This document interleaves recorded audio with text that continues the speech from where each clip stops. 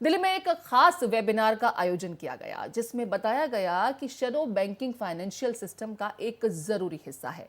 ऐसे financial institution जो bank न होते हुए भी बैंक की तरह काम करते हैं वो शैडो बैंकिंग के अंतर्गत आते हैं।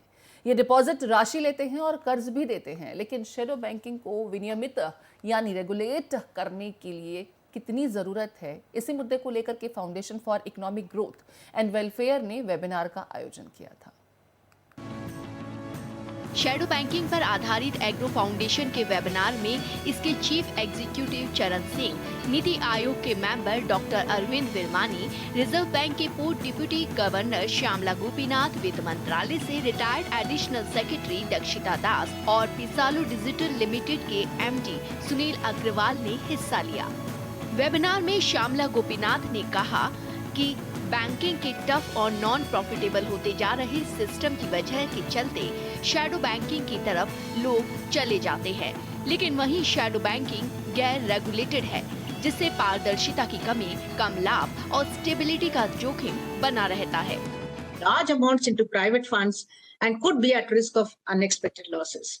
So financial stability will get endangered if the turmoil spreads to public markets and banks. There is still lack of transparency around these entities. They may not use deposits, but they do resort to market-based funding, which is not stable, particularly during a crisis. So it is how banks actually interface with these non-transparent funds that can lead to systemic risk. Webinar में online shadow banking पर hackers के बढ़ते खतरे पर भी चिंता जाहिर की गई। That your next crisis which is going to hit India or anywhere, it's going to be a war which will be fought over the net. It is going to be a war which will be fought through people entering, through hackers, through things like that. So I don't think there can be any regulation for that because that's a crisis of sort. Agro foundation के इस webinar में doctor Arvind Virmani ने कहा कि बहुत सारी आर्थिक गतिविधियां कानूनी या गैर कानूनी दायरे में नहीं आती, उसको कवर करने में रेगुलेटरी बॉडी सहायक होती है। वहीं डिजिटल इकोनॉमी इंडिया की ग्रोथ कई क्षेत्रों में बढ़ रही है। अब आधार कार्ड से भी कई तरह के लोन लेना आसान हो गया है। ऐसे में अगर ये ग्लोबली होता है तो रेगुलेट करना और आसान हो जाएगा। The digital economy is going to drive India's growth in many areas.